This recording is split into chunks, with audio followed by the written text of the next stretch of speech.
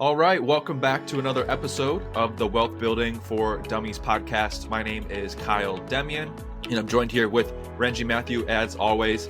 Today we're going to be talking about actually a question that we got from one of our viewers. Somebody had commented before asking, why do you guys only use or show 7.3% rates of returns when talking about your numbers when the market has averaged 8 to about 10%?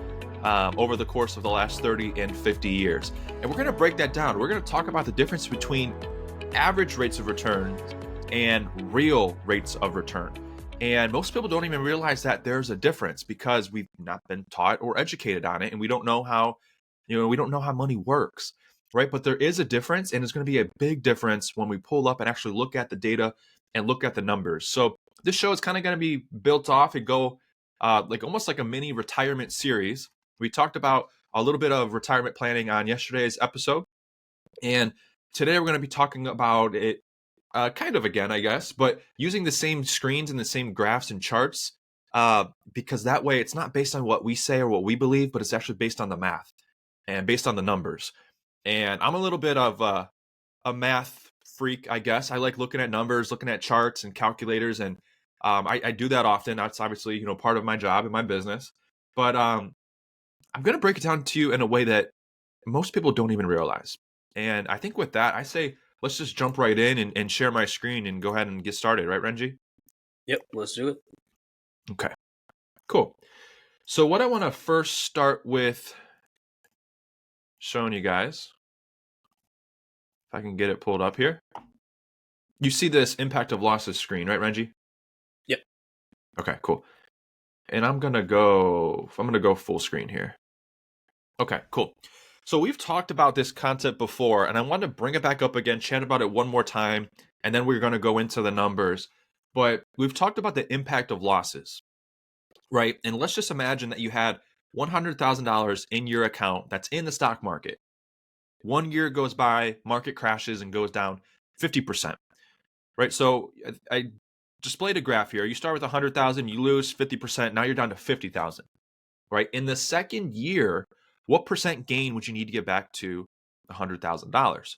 Most people think because you lost 50%, you just need a 50% gain to get back to break even. But that's not the case, right? That's not the case. Because 50% of $50,000 would be a gain of $25,000. So your new balance would be $50,000 plus your $25,000 in interest would equate to $75,000, right? But you started with $100,000. You lost 50%, you gained 50%, you started with $100,000. Most people would think you're back at your $100,000 starting point, but you're not. Because you lost 50%, you only gained 50% back, you're still short.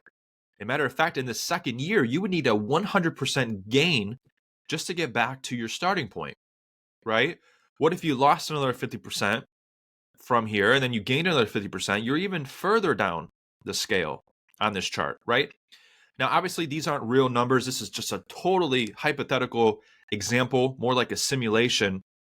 The whole point of this, though, is to show you that the average return in this scenario, because there's a 50% loss, a 50% gain, 50% loss, 50% gain, the average return on these four numbers would be 0%. They average out to equal 0, right? But how do you still have $44,000 less than what you started?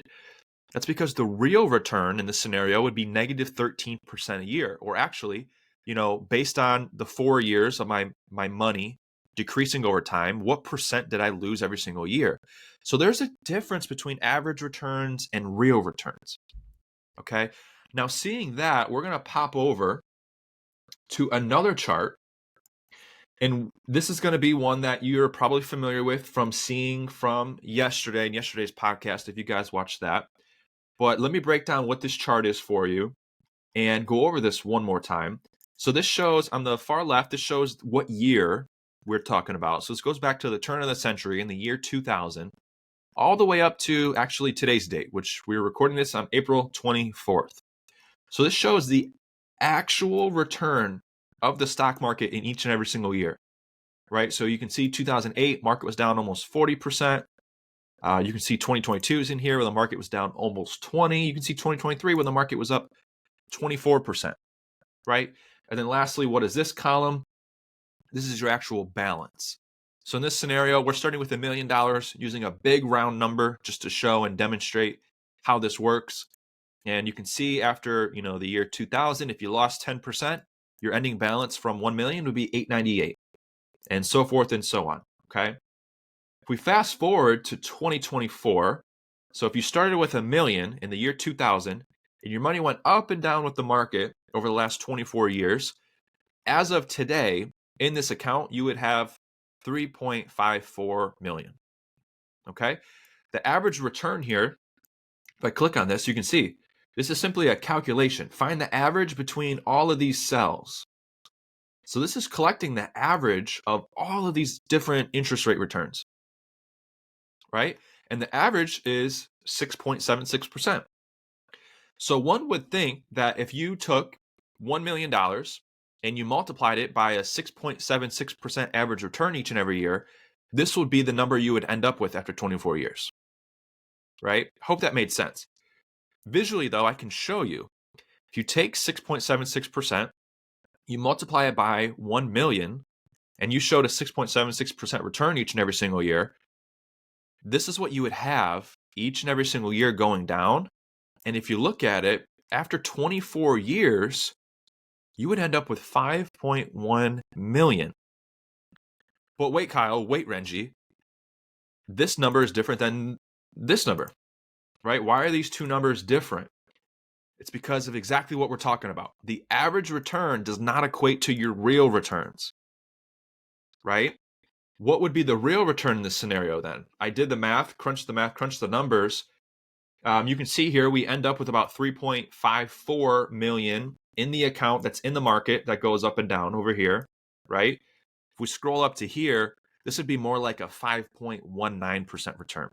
So your real return over the last 24 years, which actually gets you to the number you would have in your account if you were invested in the stock market, it's off by a few $1,000s, but it's super, super close. Your real return is more like 5.19%. This account shows 6.9, what was it, 6.96? 6.76. Yeah, this account shows your 6.76% return. And let me see if I can, this should allow us to see it all on one page. There we go. So showing this and having these side by side, this breaks down how, and I typed it out, average return does not equate to the real returns on your money and how your money actually grows, unless you have a floor on your account. The reason being is because of the impact of losses, right? Going back to over here, when you lose 50%, a 50% gain doesn't get you back to break even. You still need to return more to break even. And that is shown in the numbers when we compare real returns versus actual returns.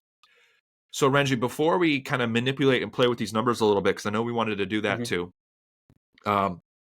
did that make sense? Was there anything I missed? Anything else you want to cover on this chart while we've got it pulled up here and we're looking at it together? No, it made perfect sense. Okay. And just to iterate some more, you guys see the numbers. Kyle showed the same numbers of 6.76, which is what actually did in the market since, what was that? Was it 2000? Yeah, since 2000. That's the average. That's the actual average return. Actual Yeah. return. Yeah. Well, so no, that's the average return. That was the average return. Okay.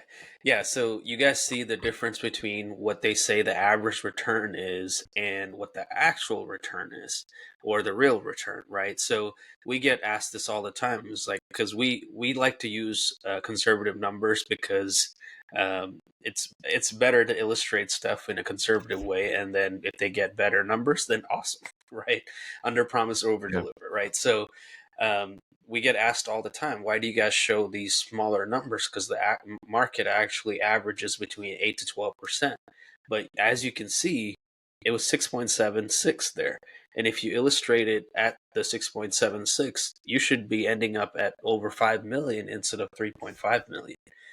And again, that's because in that illustration, it doesn't show when the market goes down, which in the actual market, the market goes down, up and down, right? So Going back to what Kyle was talking about, it's that break even burden, right? So you have to grow more than you lost to get back to what you were at to even break even, and then grow even more to get higher than that. And we saw on yesterday's illustration where I think it was 13 years before they broke past that million, according to what the market did, right? Yeah. So this is where those IRAs with the floor come into play. Like Kyle mentioned, this is only true if you have a floor, right? So if you have an IRA with the floor, you really can be at that 5.1 million because you never have to take the hits when the market goes down. So now I think Kyle's going to illustrate here because, again, we're going to manipulate the numbers to show what a lot of advisors talk about. Oh, the market does average 8 to 12%. We'll show you what it looks like if the market actually did 8% and what the difference is. Go ahead, Kyle. Yeah. So the crazy thing is, if the market in this scenario was up or were to have a real return of 8%, instead of having 3.5 million, you would have closer to like 6.8 million, right? Some people even say, hey, the market will do 10%. And look at the difference. It's almost 3 times as high. So the crazy thing is like people throw out these numbers all the time that the market averages 8 to 10%. People may even run these numbers for themselves and think, hey, I'm going to get a 10% average rate of return. Over time, I should have this amount. And obviously, it's going to come down to what the returns actually look like. We can't predict what the future is going to be. But what we can do is look at what it's done historically. And this is looking at the last 24 years to be exact. And this shows that, if someone had returned 10% every single year, they would have $10 million, almost 11 million. And instead, in this scenario, they're ending up with just 3.54, right?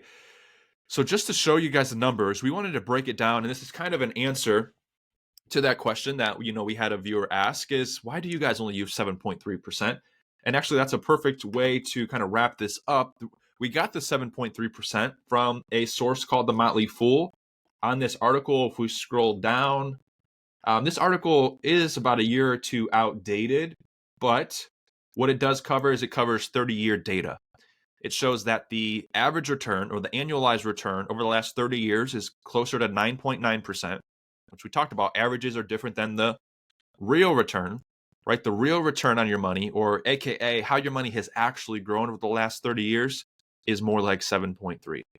So whenever Renji or I run numbers, run costs and comparisons, and run projections for our clients that we help, that's why we're always using 7.3%, because 7.3% based on the data is actually the real return of the market.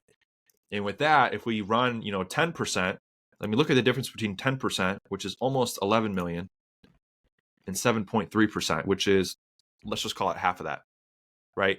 We want our clients to have a realistic mindset of what their accounts are actually going to look like, rather than something that's much, much larger and is probably not going to be obtainable. Right. So with that, Renji, anything else you want to add? Otherwise, I guess we could keep this one rather short. I don't think we need to go too much more in depth. Just keep it average returns versus real returns. Yeah, this is again why, guys, we're talking about this. Again, this podcast is called Wealth Building for Dummies. We might be two dummies, but this is what the actual markets look like. And this is again why we push buying passive income, because passive income is something you can control depending on how much money you put into an investment and what you charge and different things like that. You can't control what the market does. You can't control what the government does. Uh, you know, pertaining to taxes and how much of that you have to pay to taxes and stuff like that. So hopefully this was valuable for you guys to at least see the numbers, if no one's going over that with you, to see what it actually looks like, real versus average.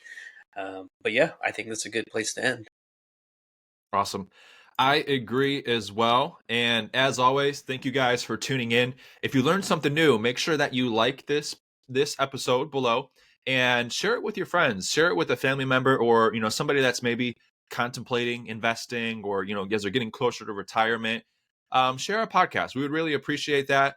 And, we're on a mission to help as many people as possible.